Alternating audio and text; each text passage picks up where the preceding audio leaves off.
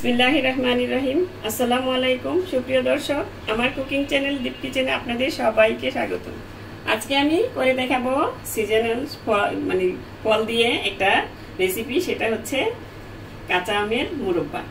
এই এখন কিন্তু বাজারে প্রচুর আম, এখনই সংরক্ষণ করার সময় মুরব্বা, আচার সবকিছু।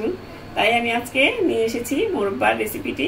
চলুন তাহলে কথা না বাড়িয়ে রেসিপিটা শুরু করা যাক।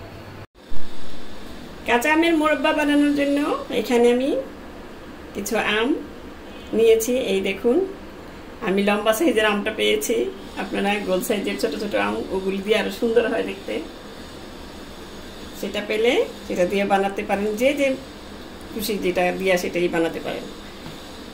এখন আমি এই আমগুলো ধুয়ে ভালো মতন পরিষ্কার করে নিয়েছি। এখন এই আমগুলোকে প্রথমে আমি একটা আম কেটে নিব। আমটা কেটে নিয়ে এই দেখুন, আমটা আমি কেটে নিয়েছি দুই ভাগ করে। এই আমটা কেটে নেওয়ার সুবিধাটা কি, আপনি যখন আমটা ছিলে নেবেন তখন এই আমটা একটু আটিটা শক্ত, এই আমটা কাটতে গেলে আপনার হাত পিছলে যেতে পারে। এই জন্যই এই আমটা খোসাটা সহ কেটে নিলে আপনার কাটতে সুবিধা হয়। তবে আপনারা খোসাটা ছিলেও ফেলে দিয়েও কেটে নিতে পারেন। এখন আমি এই আমটাকে এখন আমি ভালো মতন ছিলে নিব।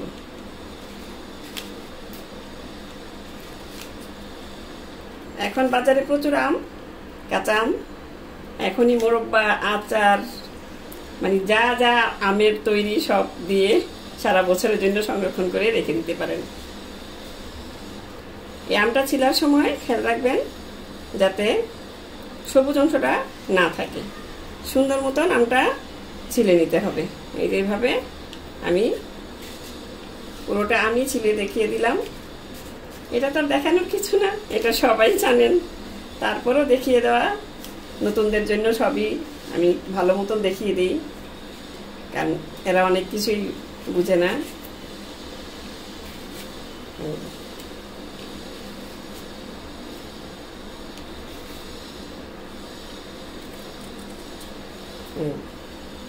আমটা এখন পুরোটা আম ছিলে নিয়েছি।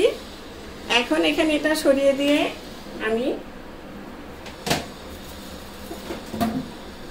এখানে একটা চপিং বোর্ড নিয়ে নিলাম। আমটাকে তো আগেই ভালো করে ধুয়ে নিয়েছি, তারপরেও ছিলার পরে একটু ধুয়ে নিলাম। এখন একটা কাঁটা চামচ দিয়ে আপনি আমটাকে কেচে নেবেন।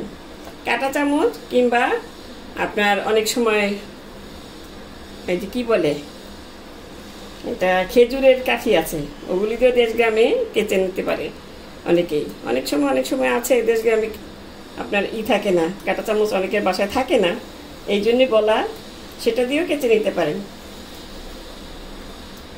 আবার কি বলে ওইটাকে, শাসলিকের কাঠি আছে, সেগুলো দিয়েও একসঙ্গে করে দুই তিনটা একসাথে করে কেচে নিতে পারেন। এই যে এইভাবে আমি আমটা কেচে দেখাচ্ছি আপনাদের কিভাবে কেচে নিতে হয়। এবার এমনভাবে কেচে নেবেন যাতে আমটা চতুর্দিকে ভালো মতন কেচে নেওয়া হয়ে যায়, কোনো দিকে যাতে একটুও বাদ না থাকে। বাদ থাকলে হবে কি, আপনার ওইদিকে চিনিটা ঢুকবে না সহজে, চিনির শিরাটা, আর মুরব্বাটাও ভালো মতন হবে না।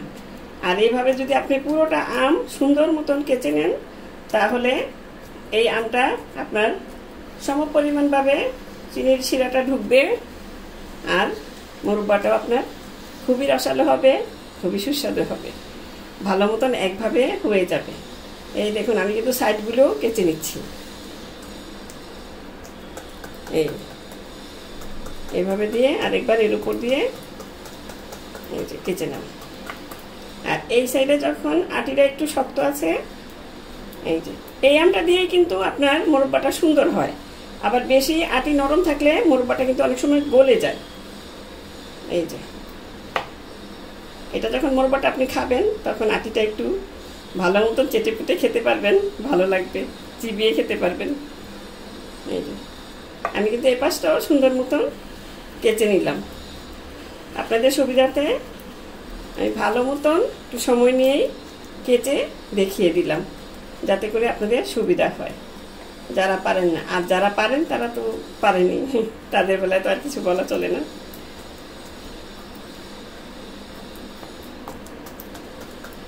এই যে কাছ থেকে একটু দেখিয়ে দিচ্ছি, এই দেখুন একদম কত সুন্দর মানে কাঁচা হয়ে গিয়েছে। এই যে এখন এটা পানিতে আমি ভিজিয়ে রেখে দিব।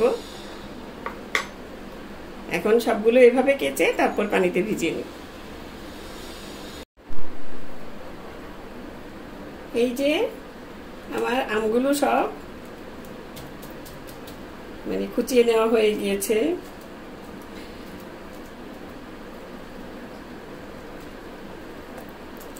এখন এটা আমি মনে করি যে আমের মোরব্বা বানানোর সময় সবচেয়ে ইম্পর্টেন্ট এবং কষ্টের কাজ মনে হয় এটাই, যে আমগুলো এভাবে মানে কুচিয়ে নেওয়াটা, এটা সাংঘাতিক, হাতের খুব শক্তি লাগে, এটাই খুব কষ্টের কাজ। এই দেখুন সবগুলো আমি এই যে আমটা চিপ দিলে এখন একদম নরম হয়ে যায়। এই যে এই দেখুন, এটা ভিজিয়ে রাখলে আরো নরম হয়ে যাবে। এটা খুব আমি আজকে অল্প করে করে দেখাচ্ছি, আপনারা বেশি করে দেখে দিতে পারেন। এই যে মাঝে মধ্যে একটু এরকম দেখলে আবার কুচিয়ে নিতে পারবেন।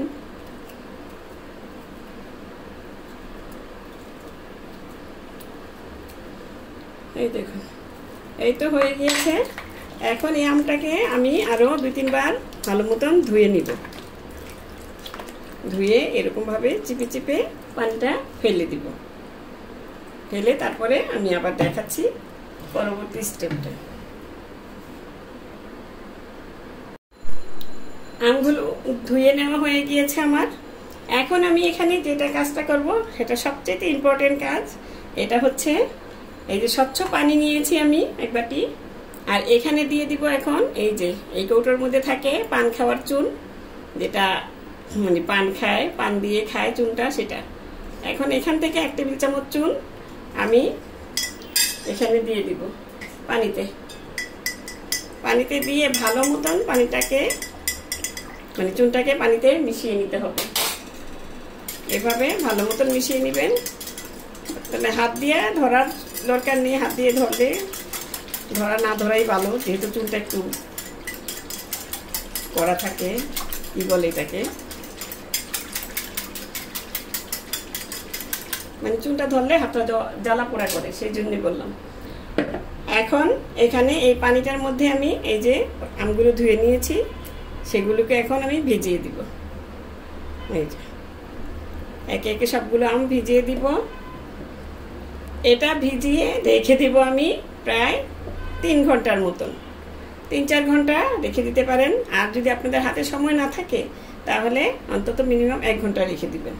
তাহলে আমটা কি হবে, এটার আসল এটা হচ্ছে, এটা আপনার যখন মোরব্বাটা আপনি বানাবেন তখন এই চুনের পানিটার কারণেই, আপনার আমটা ভিজিয়ে রাখার কারণেই আপনার আমটা ভেঙে যাবে না। অনেক সময় মোরব্বা বানাতে গেলে হয় কি ভেঙে যায় আমটা, এটা আর কচকচা হবে আমটা মোরব্বা বানানোর পরে। অনেকে বলে যে আমটা মানে মুখের সাথে মিলিয়ে যাচ্ছে, মোরব্বা কিন্তু মিলিয়ে যায় না, মোরব্বাটা কিন্তু কচকচা হয় একটু।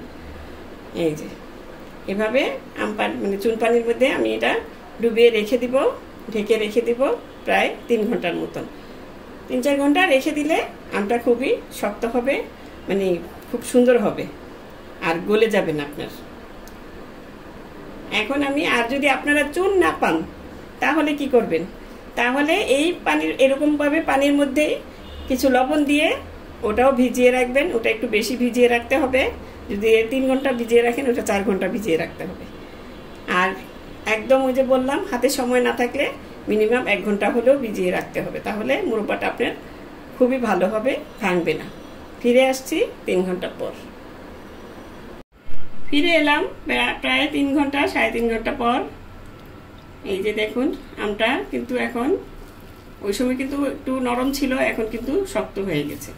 এই যে এটাই কিন্তু এই চুনটা মানে কার্যকারিতা এটা কিন্তু চুনটায় আমটাকে শক্ত করবে আর আপনার মুরব্বাটা ভেঙে যাবে না।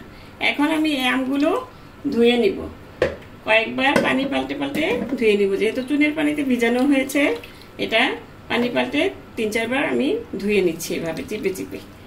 এভাবে অনেকে গরম পানি দিয়ে আমটাকে করেন, সেটা না করে এটা করলে কিন্তু সবচেয়ে বেস্ট রেজাল্টটা পাবেন। কারণ গরম পানিতে না দিয়ে এইভাবে চুনের পানিতে ভিজিয়ে রেখে আগে ধুয়ে তারপরে চুনের পানি থেকে উঠিয়ে ভালো মতন ধুয়ে নিলেই এর রেজাল্টটা ভালো পাবেন গরম পানির চেয়ে। এখন আমি 3-4 বার ধুয়ে তারপর আপনাদের দেখাচ্ছি। এই যে এইভাবে আমটা একবার ধুয়ে নিয়েছি আমি, এভাবে চিপে চিপে পানি থেকে উঠিয়ে এভাবে চিপে চিপে 2 হাত দিয়ে, এই দেখুন আমটা কিন্তু এখন শক্ত হাতে আর ছড়িয়ে যাচ্ছে না। এই যে এভাবে চিপে চিপে পানিটা পাল্টে পাল্টে আমি এভাবে একবার ধুয়েছি, আরো 3 বার ধুয়ে নিব। তাহলে টক ভাবটাও চলে যাবে, আবার আপনার চুনের এটাও আর থাকবে না। এভাবে সবগুলো ধুয়ে নিচ্ছি, ধুয়ে ফিরে আসছি। এই দেখুন আমগুলো আমি সব প্রায় 4টা ধোয়া দিয়ে দিয়েছি। এখন টক ভাবটা অনেকটাই চলে গিয়েছে, আর আমটা বেশি টক হলে আরো ভালো মতন ধুয়ে নিতে পারেন, তাহলেই আমের টকটা কমে যাবে। এখন আমি চলে যাচ্ছি চুলাতে মুরব্বাটা বানানোর জন্য। চলে এলাম চুলায়, এখানে একটা কড়াই বসিয়ে নিয়েছি। এখন এখানে দিয়ে দিচ্ছি প্রায় 2.5 কাপ চিনি। যেহেতু আমার আমের সাইজটা একটু বড়, এই জন্য 1 কেজি আমের জন্য, মানে 1 কেজিতে একটু বেশি আছে, একটা হয়তো বেশি হবে। আর দিয়ে দিব এখানে আমি মেজারমেন্ট কাপের, এই কাপ দিয়ে আমি চিনি মেপেছি, এই কাপ দিয়ে এখানে 2.5 কাপ চিনির জন্য আমি 3 কাপ পানি দিয়ে দিব।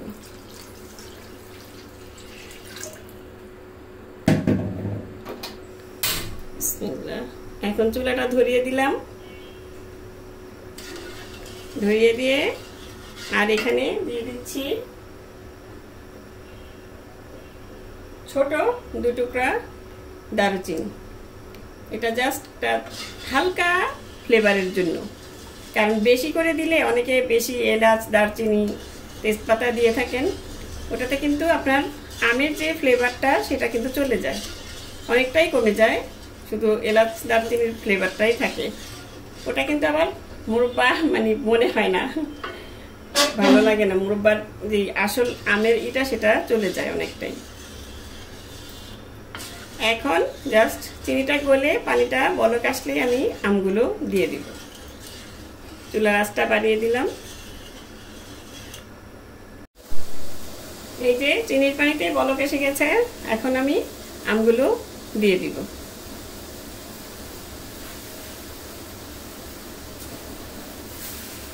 আস্তে আস্তে ছেড়ে দিবেন, আবার দূর থেকে ছাড়লে কিন্তু আপনার শরীরে ছিটে আসবে।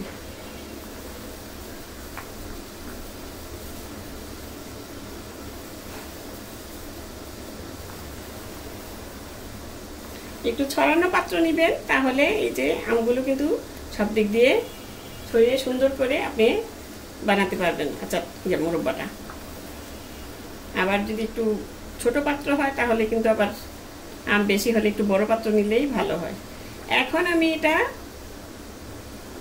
এইভাবে মিডিয়াম আঁচটা এখন বাড়িয়ে দিয়েছিলাম, এখন মিডিয়াম আঁচ করে দিয়ে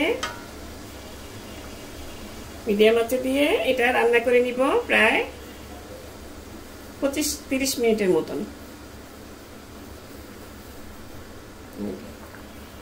অনেকে জোরে আঁচ দিয়ে এটা রান্না করে মানে তাড়াহুড়া করে বানানোর জন্য, সেটা হয় কি আপনার মুরব্বার কালারটা নষ্ট হয়ে যায়, আর চিনির শিরাটা অতি ঘন হয়ে যাওয়াতে অনেক সময় একটু তিতকুটে ভাব এসে পড়ে। এভাবে এখন রান্না করে নিব প্রায় 30 মিনিটের মতো, 25 থেকে 30 মিনিটের মতো রান্না করে নিব। ফিরে আসছি, এর মাঝখানে মাঝখানে আমি একটু নেড়ে চেড়ে দিব। এই যে আপনার পানিটা এরকম ভাবে দিতে হবে, অনেকে আবার মাখিয়ে দিয়ে দেন, সেটার চেয়ে কিন্তু এটা ভালো। এটা দিয়ে দিলে চিনি শিরাটা আস্তে আস্তে এটা শুকাবে আর সুন্দর মতন হয়ে যাবে।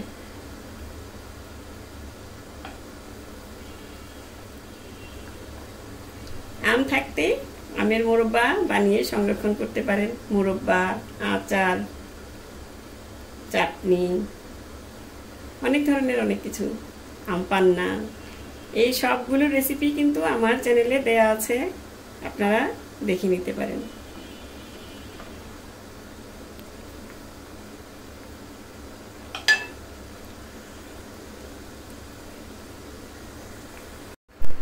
ফিরে এলাম প্রায় 20 মিনিট পর। এই দেখুন আমগুলি আমি মাঝখান দিয়ে একবার নেড়ে চেড়ে দিয়েছি। বেশি নাড়ানাড়ি করবেন না, তাহলে আবার মানে কি বলে ভেঙে যেতে পারে। একটু হালকা হাতে নেড়ে চেড়ে উল্টে দিতে হবে। এখন আমি এটা আর 5 মিনিট জাল করার পর এটা বন্ধ করে দিব, কারণ আমি একবারে মোরব্বাটা তৈরি করব না। অনেকে একবারে মোরব্বাটা আপনার বেশি জাল করে তৈরি করে ফেলে, কালারটা খুবই নষ্ট হয়ে যায়, মানে কালারটা একদম লালচে হয়ে যায়। মোরব্বার আসল কালারটা কিন্তু থাকে না। মোরব্বাটা হবে আসল কালার হবে এরকম একটু, আমটা যেমন সবুজ সবুজ থাকে হালকা, আর কি বলে হবে খেতে হবে কচকচা, সেটা হচ্ছে মোরব্বা।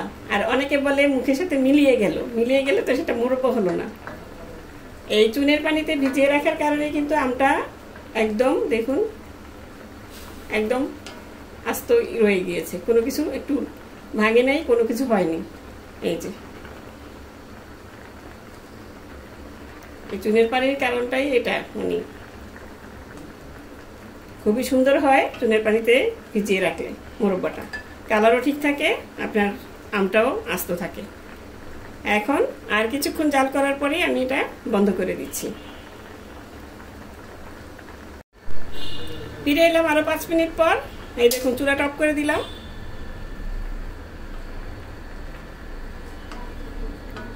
এইভাবেই আমি ঢেকে রেখে দিব সারা রাত। এই যে এই ফেনাটা চলে যাবে, ওটা এভাবে আমি হালকা মানে ঠান্ডা হলে তারপর ঢেকে রেখে দিব সারা রাত। তারপর আরেকবার জাল করে তারপর আপনাদের মোরব্বাটা রেডি হলে দেখাবো। এই দেখুন এটা আমি সারা রাত ঢেকে রেখে দিয়েছিলাম ঠান্ডা করার পর। এখন আবার চুলাটা ধরিয়ে দিয়েছি। এখন জাস্ট 10 মিনিট আমি আরো এই 5-7 মিনিট, 10 মিনিট না, মানে আমার এটা মানে পানিটা যাতে টেনে আসে, মাখো মাখো হয়, যতক্ষণ লাগে 5 মিনিট, 10 মিনিট, 7 মিনিট যা লাগে আর কি। এখন এটা আমি এভাবে জাল করে নিব আরো কিছুক্ষণ। তার আগে আমি একটু উল্টে দিব, আমগুলি আস্তে আলতো ভাবে উল্টে দিবেন। আর গরম মশলাটা যেটা দুটো একসাথেই আছে, দেখুন এটা উঠিয়ে ফেলে দিচ্ছি, কারণ এখন জাল করলে গরম মশলাটা আরো মানে ঘ্রাণ ছড়াবে, আমের ঘ্রাণটা অনেকটা কমে আসবে। ওই দেখুন চুন দেওয়াতে এই যে আমগুলো কিন্তু আস্তে আস্তে থেকে গিয়েছে। চুনে আমটাকে একটু শক্ত করে, আবার কিছু আম এই দেখুন কিছু আম কিন্তু আটিটা একটু নরম ছিল, সেটা আবার একটু মানে ফেটে গিয়েছে। এটা আমি দেখিয়ে দিলাম যে আমটা আপনারা বাছাই করবেন একটু আটি শক্ত মানে থেকে। এই যে এই আটিটা শক্ত, এই আটিটা কিন্তু আমটা কিন্তু কিচ্ছু হয়নি। এই দেখুন এটা আবার একটু নরম ছিল, কারণ আম তো বাজার থেকে কিনে আনা হয়, আমাদের তো আর এখন গাছের দেশে যারা গাছের আম ব্যবহার করবেন তারা গাছ থেকে একই সাইজের আমগুলো পেরে সুন্দর মতন করে নিতে পারবেন। এখন বাজার থেকে আনলে তো আর সব একরকম পাওয়া যায় না, এই হচ্ছে তফাৎ। এখন উল্টে দিয়েছি, এখন মিডিয়াম আঁচে রেখে আর কিছুক্ষণ জাল করে নিব, যাতে এই যে আমের রসটা এই দেখুন একদম কিন্তু পাতলা আছে, এখন এটা আরেকটু ঘন হবে, তখন নামিয়ে নেব। আবার বেশি জোরে মানে জোরে আঁচ দিয়ে রান্না করবেন না, তাহলে কিন্তু আমি প্রথমেও বলেছি এখনও বলছি কালারটা লাল হয়ে যাবে, মুরব্বা দেখতে ভালো লাগে না। মুরব্বার কালারটা কিন্তু এরকমই থাকে, আর মুরব্বাটা কিন্তু মুখে দিলে মিলিয়ে যায় সেটা না, মুরব্বাটা হবে কচকচে টাইপের। সেটা হচ্ছে মুরব্বার মানে মুরব্বার বৈশিষ্ট্য হচ্ছে সেটা, একটু মুখে দিলে কচকচে লাগবে, কালারটা ঠিক থাকবে।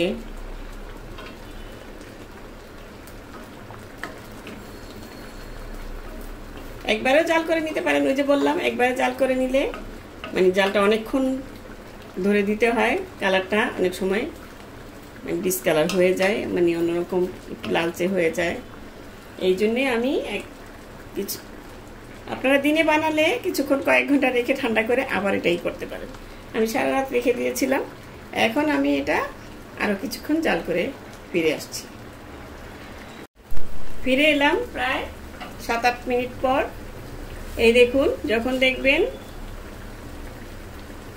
এই চতুর্দিক থেকে এরকম ফেনা ফেনা হচ্ছে, তখন বুঝতে পারবেন যে আপনার মোরব্বাটা সুন্দর মতন হয়ে গিয়েছে। এই যে, আর আমি কিন্তু এখান থেকে নড়িনি, আমি বারবার এগুলি উল্টে পাল্টে দিয়েছি। এখন চুলাটা অফ করে দিয়েছি। এই যে, তার মানে পানিটা যা পানি অবশিষ্ট ছিল সেটা শুকিয়ে গিয়েছে, এখন চিনির রসটাই রয়ে গিয়েছে, মানে ঘন হয়ে গিয়েছে, এটা পানি আর নাই। এতে আপনার মোরব্বাটা ভালো থাকবে। আর যদি পানি পানি থাকে, আমের পানিটা থেকে যায় কিছু, তাহলে কিন্তু মোরব্বাটা এটা নষ্ট হয়ে যেতে পারে, এই জন্যই। আর আমি দাঁড়িয়ে থেকে দ্বিতীয়বার যখন জাল দিবেন, জাল করে নেবেন, তখন দাঁড়িয়ে থেকে একটু পরপর এভাবে এভাবে নেড়ে চেড়ে দিতে হবে, নইলে কিন্তু নিচে লেগে দেখা যাবে পুড়ে গেছে, মানে পুড়ে যাওয়ার চান্স থাকে, কালারটা নষ্ট হয়ে যাওয়ার চান্স থাকে। সেই জন্যই এখানে আপনাকে একটু কষ্ট করে দাঁড়িয়ে থাকতে হবে। এখন আমি এটা পুরোপুরি ঠান্ডা করে তারপর আপনাদের দেখাচ্ছি যে মোরব্বাটা কিরকম হলো। পুরোপুরি ঠান্ডা হয়ে গিয়েছে, এখন আমি মোরব্বাটা আপনাদের দেখাচ্ছি। এই দেখুন কতটা সুন্দর হয়েছে, একদম কালারটা যেরকম সুন্দর, আপনার একদম ভাঙেনি, ঠিক মতন আছে। এই যে চুনের পানিতে ভিজানোর ফলে এই জিনিসটা হয়েছে, কালারটাও ঠিক আছে, আবার আপনার মানে ভাঙেনিও। এখন আমি এখানে একটা বাটিতে পরিবেশন করে দেখাচ্ছি আপনাদের। দেখুন কতটা সুন্দর হয়েছে।